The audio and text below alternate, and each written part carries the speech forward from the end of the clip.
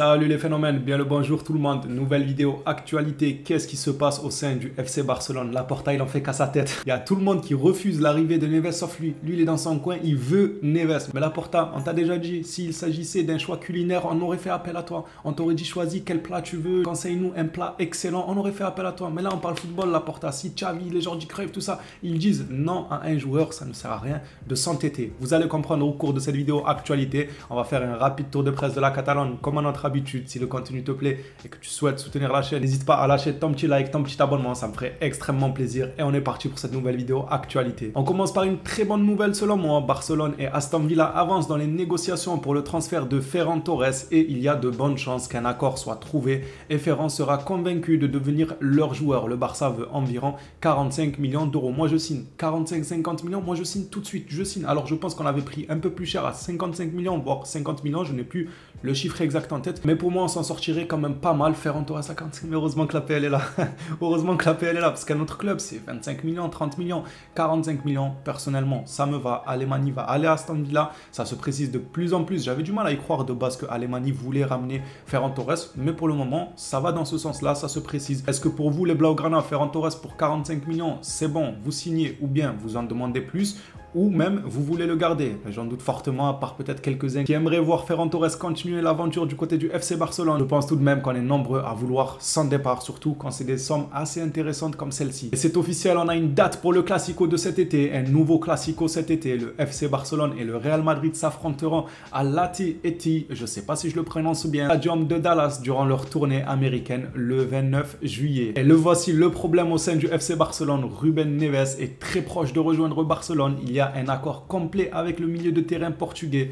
Wolverhampton est prêt à accepter des joueurs dans l'opération. Les noms de Dest Abdé ou encore Nico sont sur la table, mais pas que. L'offre qui devance toutes les autres, elle est au devant de tout le monde en fait. C'est l'offre où on inclut Ansu Fati dans la transaction. C'est celle-ci qui est préférée du côté de Wolverhampton et du côté du FC Barcelone. Seulement que Ansu Fati, lui, il ne veut pas partir et Xavi ne veut pas de Ruben Neves. Jordi Cruyff ne veut pas de Ruben Neves. Il n'y a que Laporta qui s'entête avec Ruben Neves. Comme vous le voyez sous vos yeux sur cette déclaration de Mundo Deportivo, Matteo Alemany, Jordi Cruyff et Xavi rejettent tous la signature de Ruben Neves. À l'heure où on parle, il n'y a que Laporta qui fait un pressing monstre pour ramener Ruben Neves du côté de la Catalogne. J'ai vu un peu vos avis dans les commentaires sur les précédentes vidéos. Alors c'était pas la dernière, c'était quelques vidéos en arrière. Il y en a beaucoup qui sont pas du tout chauds. Il y en a beaucoup qui sont pas chauds pour une arrivée de Ruben Neves du côté de la Catalogne. Mais Laporta, il n'est pas seul. Est-ce qu'il y en a parmi vous les Blaugrana qui sont du côté de Laporta et qui veulent une arrivée de Ruben Neves? Ou bien il est seul au monde? Laporta, c'est le seul à vouloir ça. Parce que là, je vois au sein du club, tout le monde est contre lui. De ce que j'ai vu au sein de la communauté, il y en a beaucoup qui sont contre une arrivée de Ruben Neves. Mais peut-être que Laporta a aussi des gens qui partagent son avis concernant Ruben Neves. Au poste du milieu de terrain, on nous parlait d'Amrabat comme étant la piste prioritaire. Eh bien non, on tourne encore une fois de sens, on change de chemin. C'est Zubimendi qui repasse devant Amrabat comme étant l'option numéro 1 du FC Barcelone, car Xavi admire le joueur.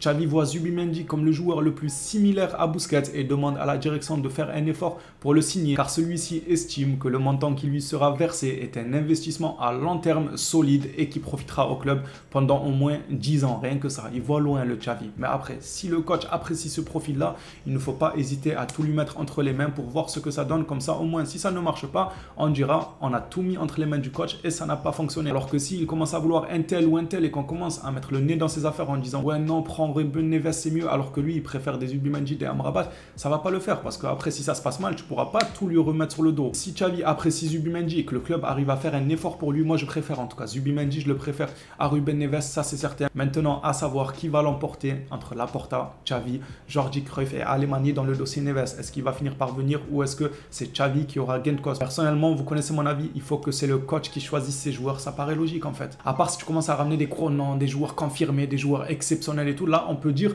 ok le coach t'es bien mignon, mais nous on est la direction, on doit construire un effectif. Toi, tu n'es pas sûr de rester 10 ans avec nous, mais nous on est à la tête du club, on est quand même plus assuré de rester plus d'années que toi. Donc on a besoin d'un collectif qui va grandir ensemble et qui va rester soudé. Alors que si à chaque fois que le coach vient, on lui donne les clés, ok on a un nouveau coach, vas-y tu veux faire ta liste de courses, tu veux lui, ok super, on prend un autre coach parce que ça ne marche pas. L'autre coach il vient, il fait quoi? Il fait la même chose. Ok moi je veux ma liste de courses, je veux lui, ça ne marche pas comme ça. Après on va se perdre, c'est sûr. Et Xavi a l'air d'être là pour du long terme. En tout cas Laporta lui fait confiance. D'ailleurs au cours de ce tour de presse, on parlera aussi de la prolongation de Xavi. Laporta a l'air de lui faire confiance. Tant qu'à lui faire confiance, autant lui faire pleinement confiance, lui donner les rênes signe des joueurs qu'il veut sur le terrain. Une bonne nouvelle cette fois-ci, une fois que la Liga aura officiellement donné son feu vert au plan, il n'y aura aucun problème pour enregistrer les nouveaux contrats de joueurs comme Araujo ou encore Gavi. Une excellente nouvelle, beaucoup de rumeurs sur probablement la non-participation du FC Barcelone à la Ligue des Champions prochaine. C'était totalement faux, de toute façon je vous l'avais dit en actualité, ils se précipitent de sortir des fake news à tout va. Quand c'est le Barça, ça fait vendre du papier. Ils n'hésitent pas à tout relayer, ils vérifient même pas si c'est vrai ou faux, ils relaient tout tant que ça crache sur le FC Barcelone.